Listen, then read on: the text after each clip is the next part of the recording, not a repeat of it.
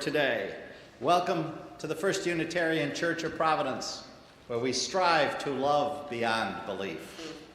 Today, our guest worship leader is Matt Meyer.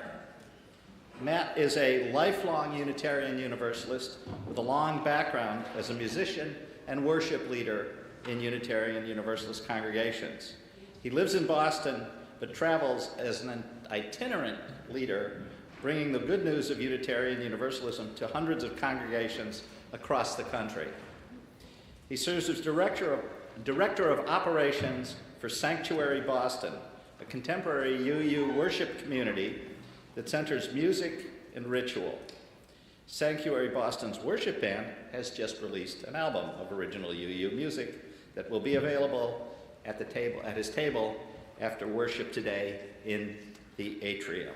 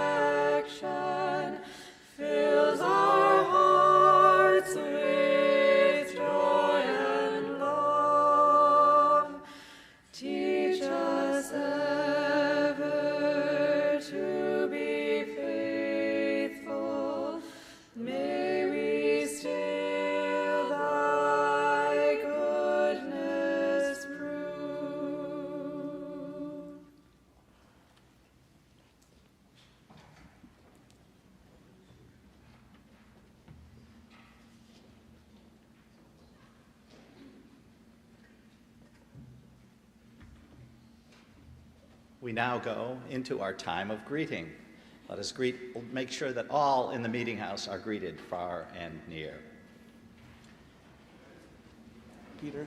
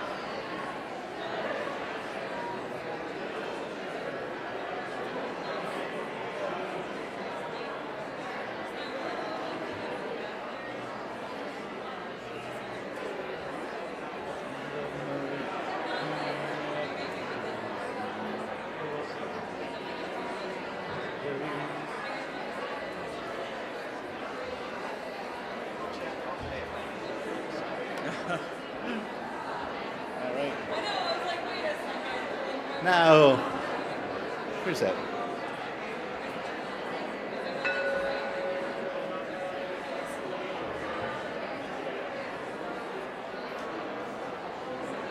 Please remember to turn and greet those who are joining us from afar through the video cameras at the back of the meeting house.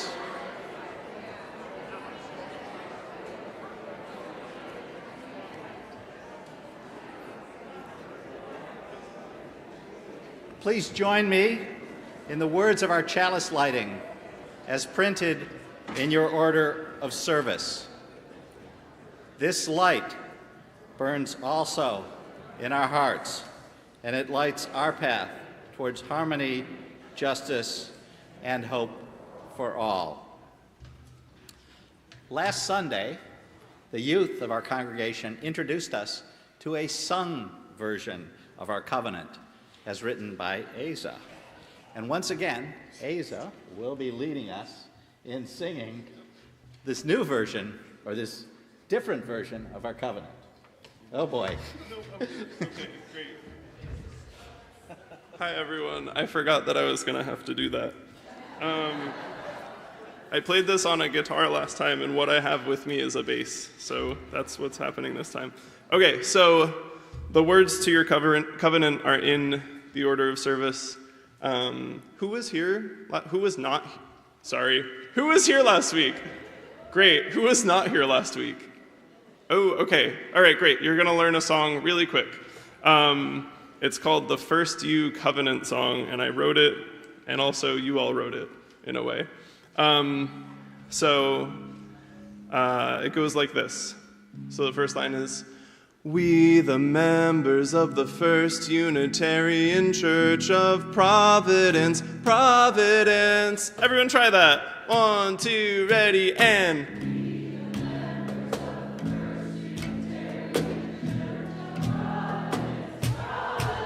Great. And then it goes, "With respect for the worth and the dignity of each person, each person." Your turn. 1, 2, and "with respect for the worth and the dignity of each person." Great, yes. And then it goes, "With wonder at the light we know by many names." Try that part. 1, 2, and "with wonder at the light we know by many names." Great. And then we've got kind of a mouthful. "And with gratitude for our deep connection to each other and the larger web of existence." I did my best. All right.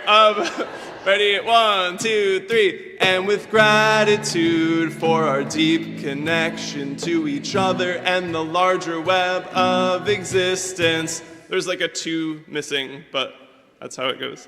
And then we're going to go all together. We're going to go 1, 2, 3, 4, and then sing the chorus, which is like the end of the sentence, which is what we covenant to do. And it goes like this. "Covenant to walk together in our search for truth, seeking the paths of wisdom, compassion, and justice,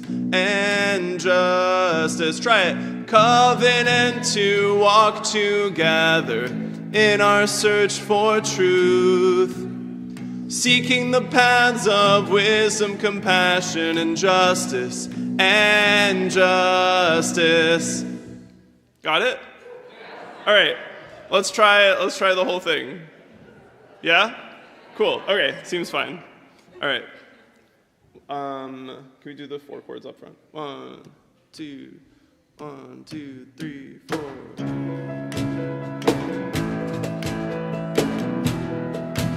And 1, 2, ready, sing. "We, the members of the First Unitarian Church of Providence, Providence, with respect for the worth and the dignity of each person, with wonder at the light we know by many names, and with gratitude for our deep connection to each other and the larger web of existence. 1, 2, 3, 4. Covenant to walk together in our search for truth, seeking the paths of wisdom, compassion, and justice. Covenant to walk together in our search for truth, seeking the paths of wisdom, compassion, and justice.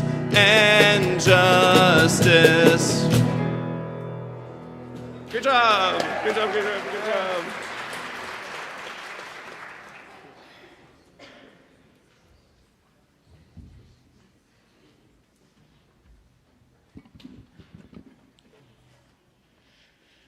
Today's service is about holy doubt, and it is about faith. So how beautiful to sing our faith together with this song.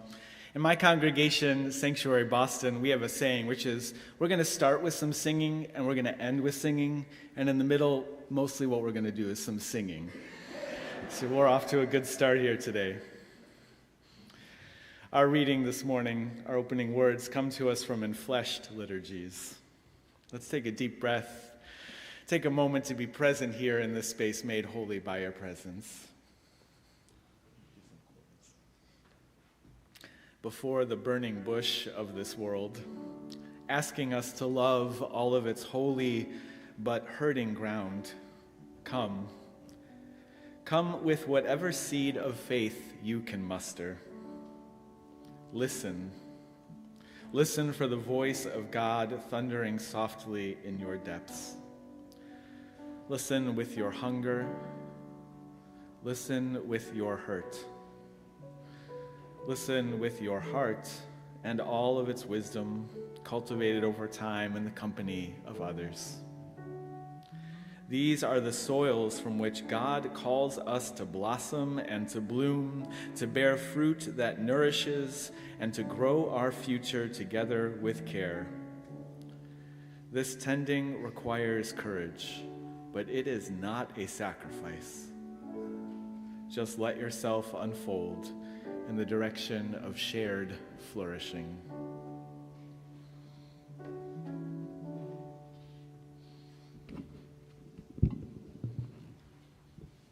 And I'll invite you to join in singing hymn number 126, Come Thou Fount of Every Blessing. Please rise in body or spirit.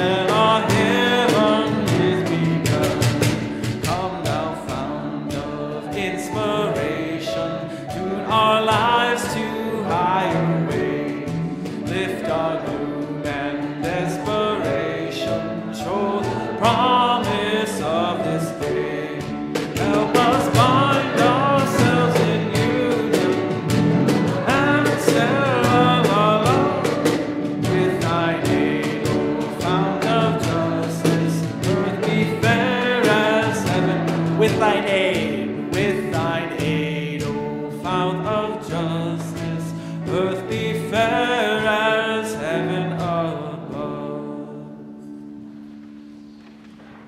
You may be seated.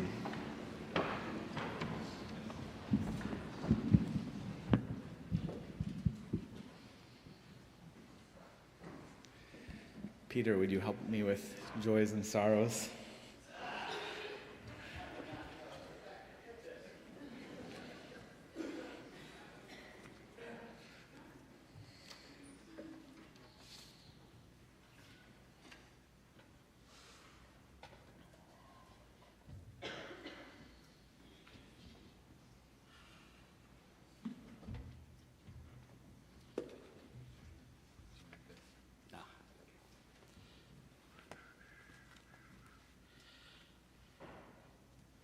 Life is a gift for which we are grateful. We gather in community to celebrate the glories and mysteries of this great gift. I will now read the joys and sorrows of this congregation as written in the book at the back of the meeting house. And we recognize these joys and sorrows with candles lit from the flame atop the pedestal from our partner church in Transylvania. First, a sorrow for all of us. Bob Cox, who's been a member here for decades, passed away yesterday evening, peacefully with his family. And there will be a memorial service on January 10th at 2 p.m., and cards and condolences are welcome. From Erica Risley, a candle of hope for my father, who remains in rehab, and we hope that he can come home soon. From Kate and Meg Ducharme, a candle of joy for starting our IVF journey.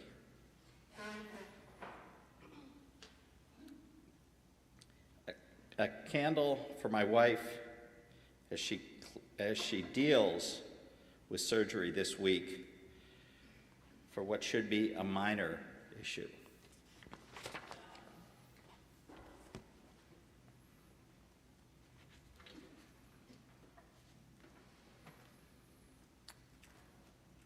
In the words of Mary Oliver, to live in this world, you must be able to do three things: to love what is mortal, to hold it against your bones, knowing your own life depends on it, and when the time comes to let it go, to let it go.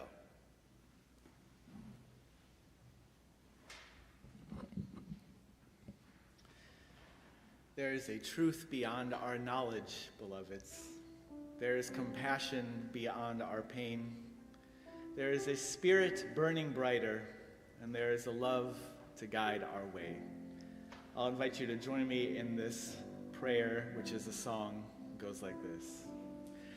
There's a truth beyond our knowledge. There's compassion beyond our pain. There's a spirit burning brighter.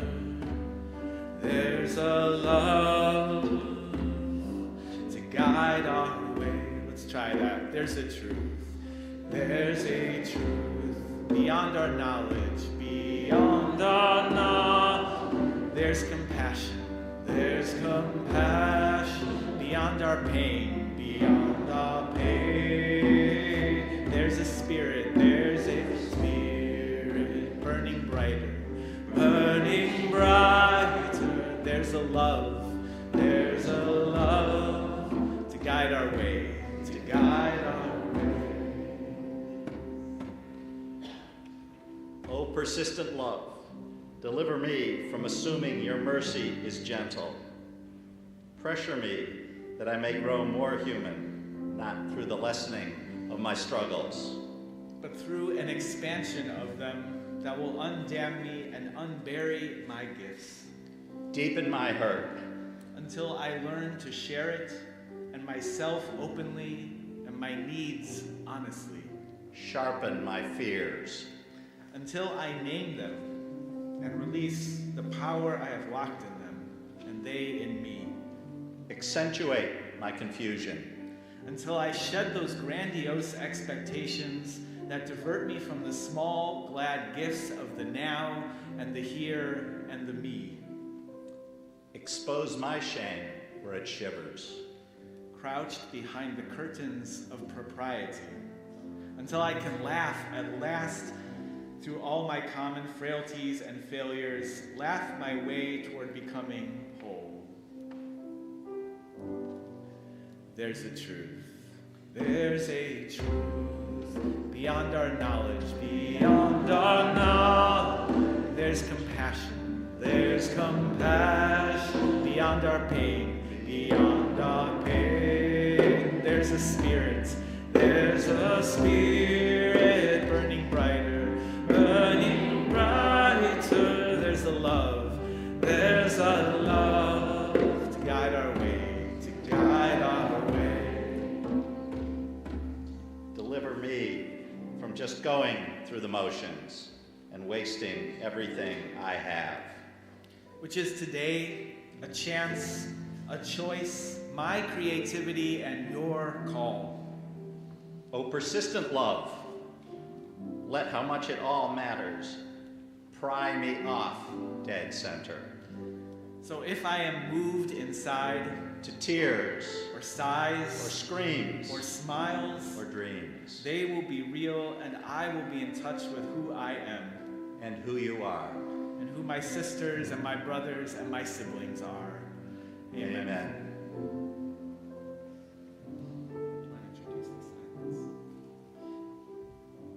In this time of silence, if you've lost someone, we invite you, in the past year, we invite you to stand in recognition.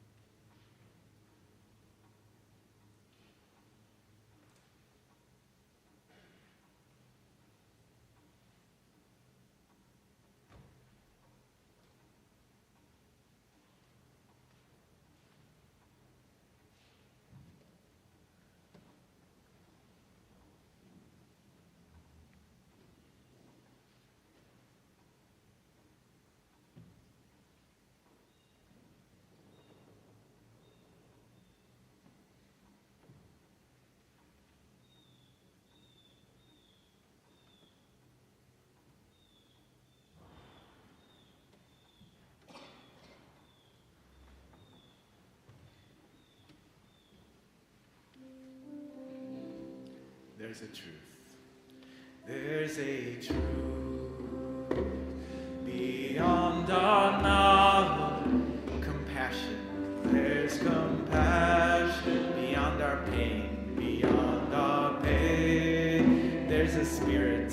There's a spirit burning brighter, burning brighter. There's a love. There's a love to guide our way, to guide our way. One more time, there's a truth. There's a truth beyond our knowledge. Compassion, there's compassion beyond our pain. There's a spirit burning brighter. There's a love to guide our way.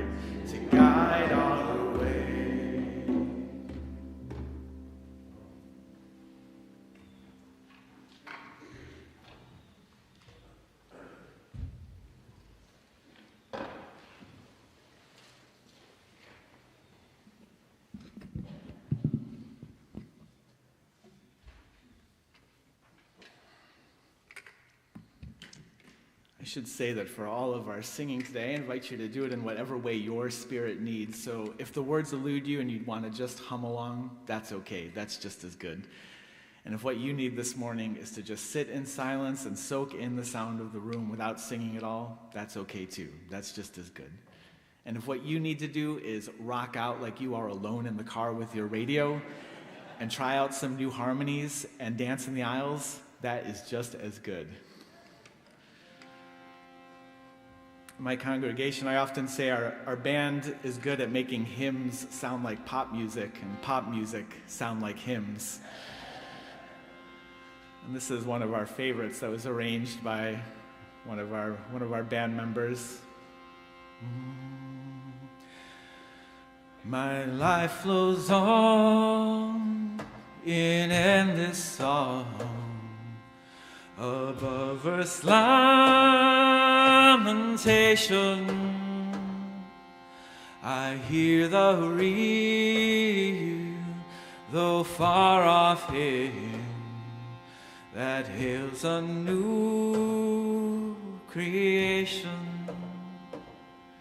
Through all the tumult and the strife, I hear the music ringing. It sounds an echo in my soul. How can I keep from singing? I invite you to open your hymnals to number 108 and rise in body or spirit.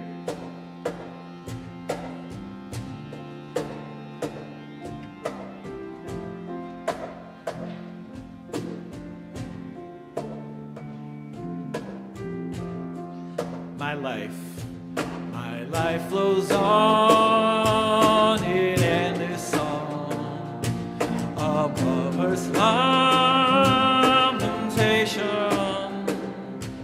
I hear the real, though far off hymn, that is a new creation.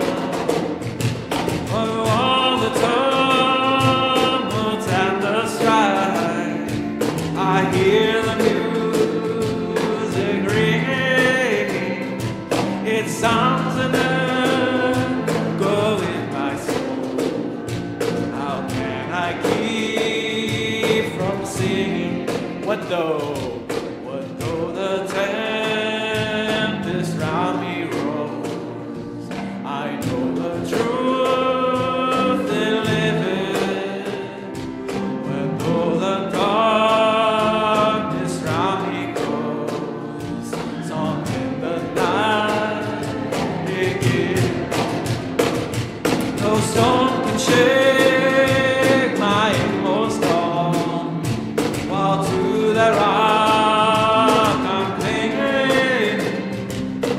Love prevails in heaven and earth. How can I keep from singing? When tyrants tremble as they hear the bells of freedom ringing, when friends rejoice both far and near, how can I keep from singing? To prison cell and dungeon fire, our thoughts to them are in, and friends by shame are undefiled. How can I keep from singing? How can I keep from singing? How can I keep from singing? Let's take a deep breath. You may be seated as you exhale and set the song down gently.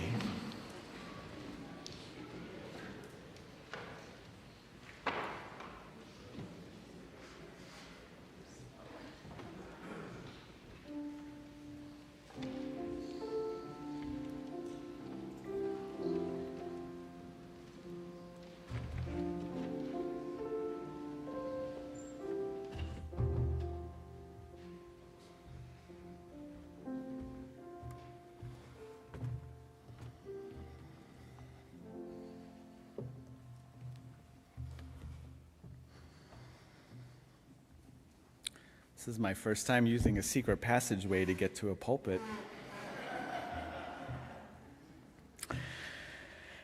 One time at band camp, well, drum camp specifically, when I was in high school, I stumbled into a conversation one evening that some of my fellow drum students were having with one of our camp counselors, a few years older than us. He was sharing about his Christian faith, and he told us about a theological question called Pascal's wager.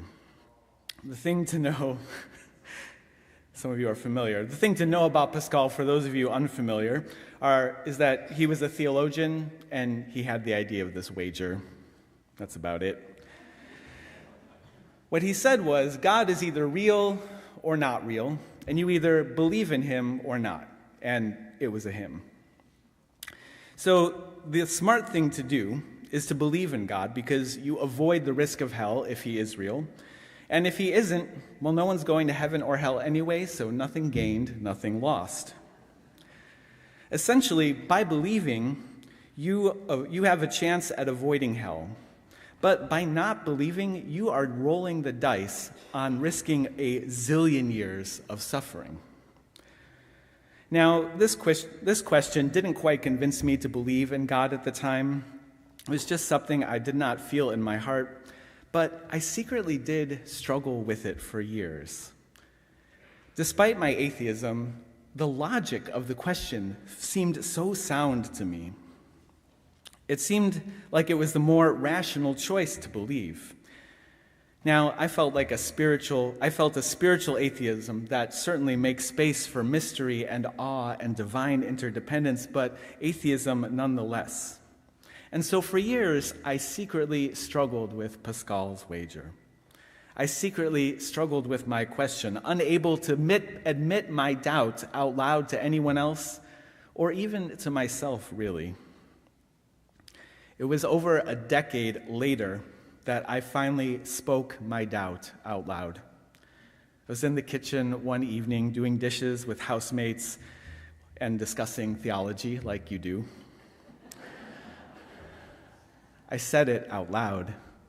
Some of you have heard of those who claim belief but secretly harbor doubts. Well, that was me in the other direction. I admitted my doubt in atheism. And being able to name that doubt out loud opened up a conversation that helped me to talk through my complicated feelings about it.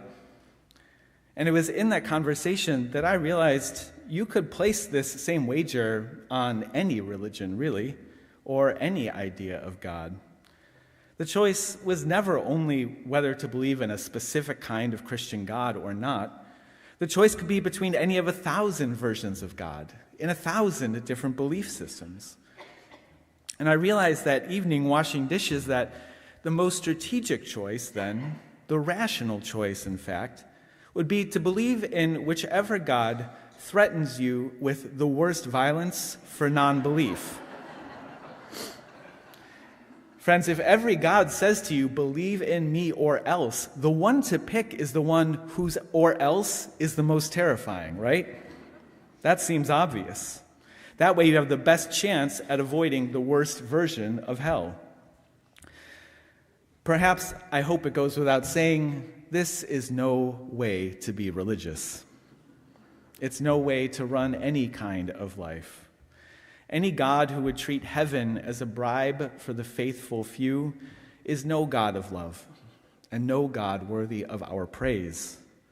Our spiritual ancestors founded the tradition of universalism 200 years ago with this exact heresy.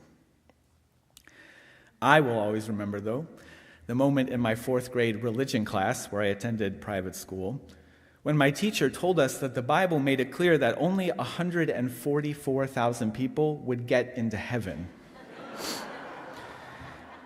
And that's not like 144,000 at a time. That was over the whole span of everything. In Providence. That's how you got your name, Providence, huh? In 4th grade, I couldn't quite do the math of how vanishingly small that meant my chances were, but I knew things weren't looking good. And I responded by wanting more than anything to make the cut, to be good enough. But now, as I've grown, I recognize that I wouldn't want to be part of a club that was so exclusive to so many. Unjust authorities all over the world, though, maintain their power by offering privileges to pay off the loyalty of the few at the cost of the many. I wouldn't take that bribe now, not on earth and not in heaven. But if you're in this sanctuary this morning, this is probably old news to you.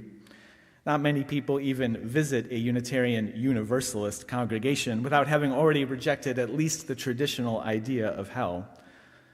But the story of an authority who would offer salvation to some at the cost of the many in exchange for a regime of fear and loyalty, that is a story still too much with us. It is the story of white supremacy. It's the story of patriarchy, the story of all the isms that divide us against each other, offering privileges to a big enough group that they don't question the injustices of the larger system. One of the most vivid examples I've ever heard of this was the Flying Horses Riot in Philadelphia in 1834. An organized white mob destroyed the homes of African Americans in their neighborhood. Irish immigrants living in the same neighborhood were told in advance to put a candle in their window on the night of the coming riot. The candle would be a symbol to identify theirs as a white household, or at least not black, so that their houses would be passed over and spared. These Irish immigrants, my own cultural ancestors, were entering into the new racial hierarchy of this country, and they were asked to pick sides. They faced a question between choosing safety for themselves or dignity for all. Many of them put the candle in their window. They chose whiteness, and their homes were spared. This is part of the story of how the Irish became white. Today, systems of injustice continue to offer the bribes of privilege to many of us white folks, us able-bodied folks, us men or cis folks. Perhaps most egregiously, those of us who literally inherit money from a previous generation of even greater segregation and inequality. We are promised safety and comfort for the few as long as we put a candle in our window and close our eyes to the violence outside of our doors. These systems perpetuate the lie that you can keep your family safe as long as you stay quiet about the violence down the street.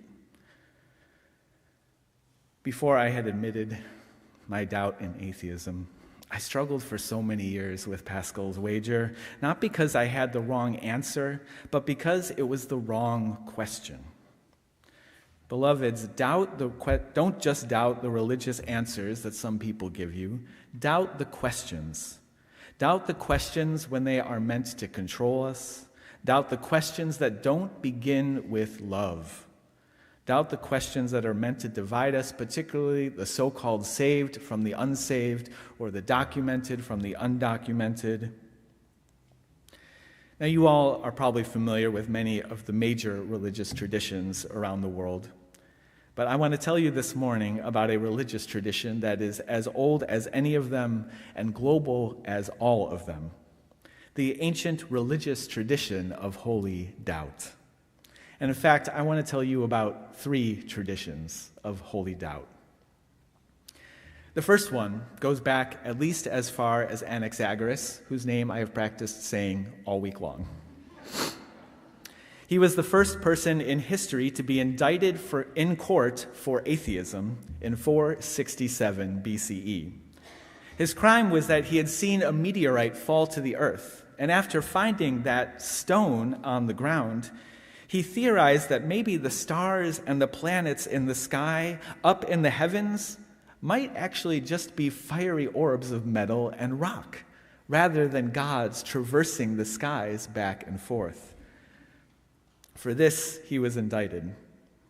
This first tradition of doubt is a tradition of people looking up to the heavens and wondering if they're not so different from the world that we can grasp here on earth as it is in heaven. This first tradition gave us the scientific method. It is doubt in the unquestioned supremacy of tradition, and it is belief in the possibility of learning and growth and change. It is belief in transformation. It is belief in truth-seeking. A second tradition of doubt is a tradition of people looking not up to the heavens, but across to each other.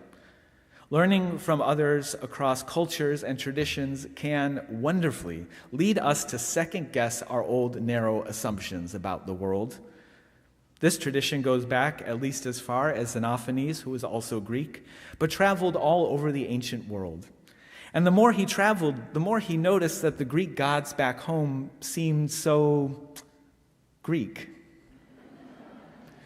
He ended up claiming that if horses could paint, they might just paint gods that looked a lot like horses.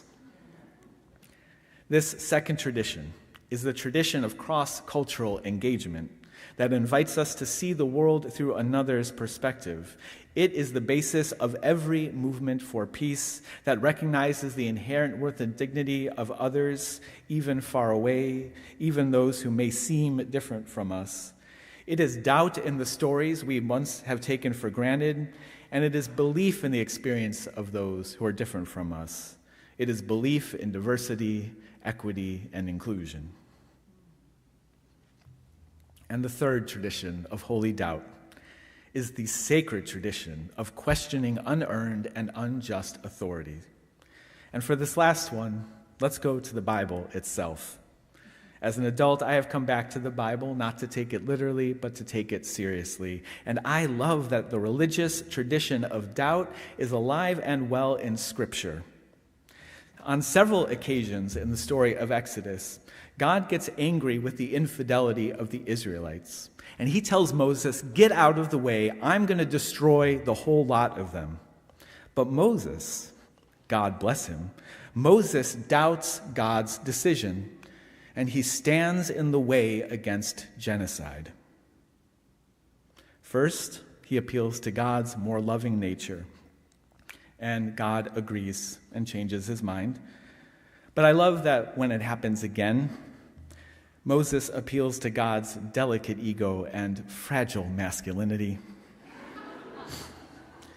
He says, if you kill us, the Egyptians are going to hear about it, and they're going to tell all the other nations all over the place how you said you could free us, and you said you could bring us to the promised land, but you couldn't even do it. The Bible says God agrees and repents for the evil which he was about to do. When we doubt the seemingly limitless power of violent authorities, when we resolve to stand strong with courage as believers in love and in justice, peace is possible, and even God himself may repent for his violence. This third tradition is the tradition of justice. It is doubt in unearned authority, and it is belief in the inherent worth and dignity of every person. These are the three traditions of holy doubt, dear ones, which are also three traditions of belief, three traditions of conviction, belief in the possibility of learning and change, a celebration of truth, belief in the experience of those who are different from us, which is a celebration of the possibility of thriving, beloved community, and belief in the inherent worth and dignity of every person, which is a celebration of justice and equity. Our reading earlier offered this invitation, come with whatever seed of faith you can muster, and let yourself unfold in the direction of shared flourishing.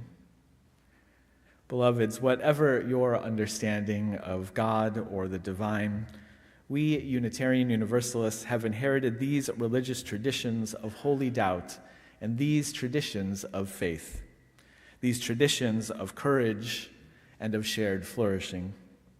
And so I invite you to join me in this tradition, these traditions faithful to justice, to peace, and to truth. May it be so, and may we make it so.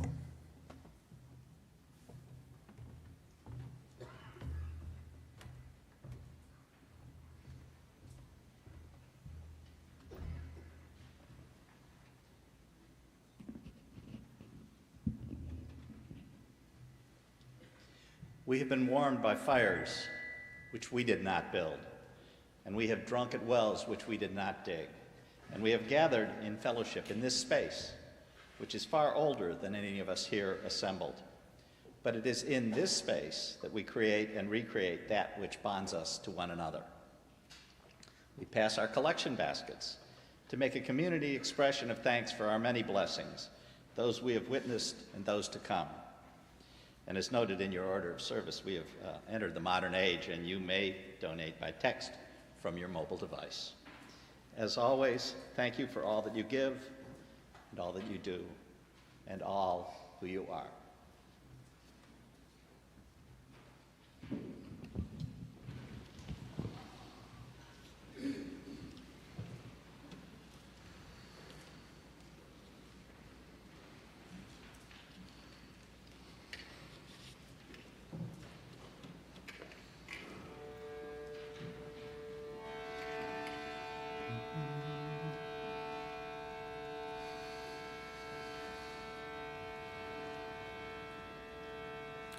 I was told the way to heaven was narrow. I was told only a few got in. I was told to be good, better than the rest. I was told it was hard to win. I was told that God, He loved everyone, but He punished more than He blessed. And I was told His compassion was the reason He loved some more than the rest. I wanted so much to be good. I wanted to be better than the rest. And I tried to walk a path so narrow. I tried to win His love and pass His test. But now I've known bullies and abusers, and I know that they're not always mean. And I know that the love they offer to a few is how our loyalty they win. But we're not saved till everybody's saved. We're not free till everyone is free. Riches for some while the rest are in need. That's no reward for me. We're not saved till everybody's saved. We're not free till everyone is free. Riches for some while the rest are in need. That's no reward for me.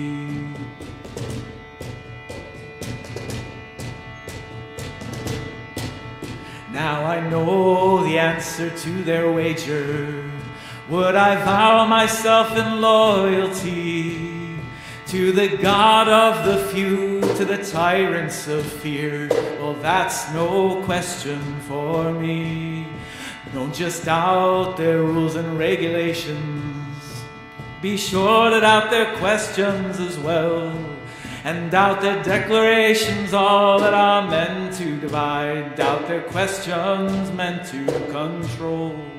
Then let us wonder aloud to each other how we might begin again here in love. And let us wonder aloud of the world we've imagined on earth as it is up above. 'Cause we're not saved till everybody's saved. We're not free till everyone is free. Riches for some while the rest are in need. That's no question for me. We're not saved till everybody's saved. We're not free till everyone is free. Riches for some while the rest are in need. That's no question for me.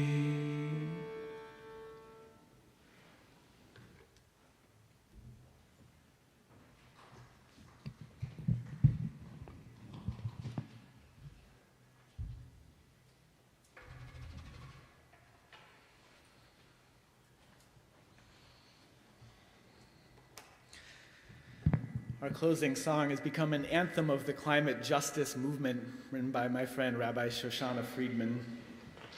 I remember joining her for a protest in Boston. A fossil fuel company was constructing a fracked gas pipeline through our neighborhood next to a quarry where every day they were dynamiting the ground. But the Safety Commission said that it was safe despite the concerns of every elected official from the local to the state level. Turns out the Safety Commission has never said that a fracked gas pipeline was unsafe. But I remember her leading us in this song, one of the first times I heard it. And as she was put into the police van, she passed the guitar off to her dad, who taught her to play guitar. And she said, "It's in D."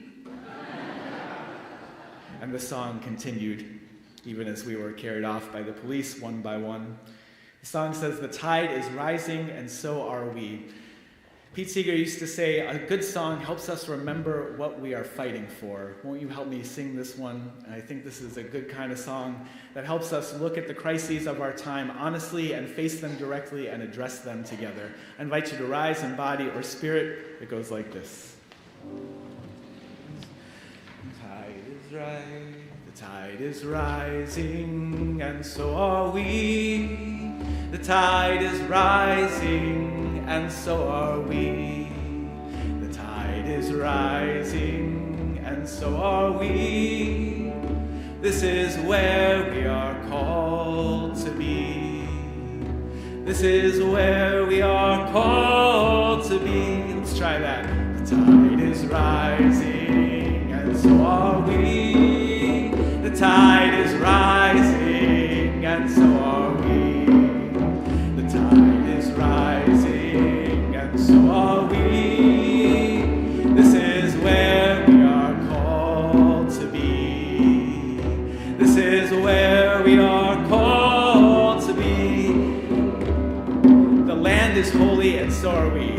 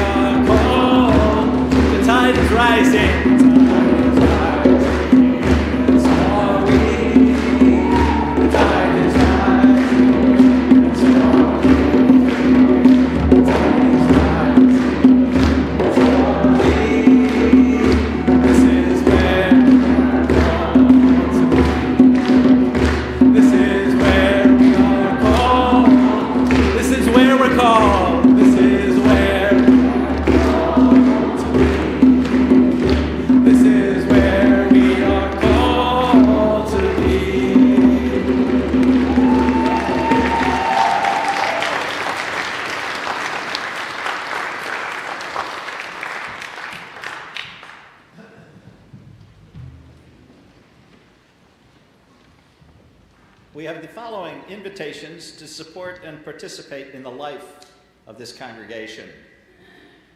The World Affairs Committee and the Sanctuary Working Group invite you to join in writing letters to advocate for virtual court hearings in Rhode Island, and today is the last day. The virtual hearings help those with accessibility issues and protect individuals from raids such as that about 10 days ago at the courthouse. And they will be at a table in the front parlor. And your letter may be the one that spurs the Chief Justice to authorize these virtual hearings. This is the season for creative giving, and there are several opportunities here at First Unitarian. Today and next Sunday, the Girl Effect Sale is taking place in the atrium. Stop by, see the many wonderful items made and donated by our First U members and friends. Also, the Art in the Atrium small work show continues today as well. And next week, we're having a toy sale sponsored by Spiritual Pathways. A warm welcome to all this morning, and a reminder that there's time of fellowship and refreshments in the parish house behind me immediately after this service. Visitors are welcome to stop in the Newcomers Cafe just beyond the fireplace in the back parlor, and all are invited to stop at the table and add to our collection of stars that we will be hanging in the meeting house for the Christmas Eve celebrations. And thanks to all those who have already brought stars. And don't forget to read your First U Times, which comes to you every Friday if you signed up for it, so you don't miss any important information.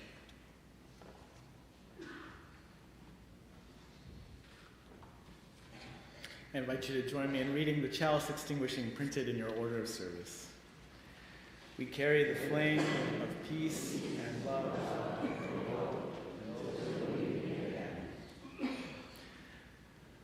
Beloveds, may you be blessed in the ancient traditions of holy doubt, doubt that invites us to learn more and love more, doubt that questions the tyrants, whether in heaven or on earth, calling for peace, and doubt that invites you to stand strong in courage and shared flourishing.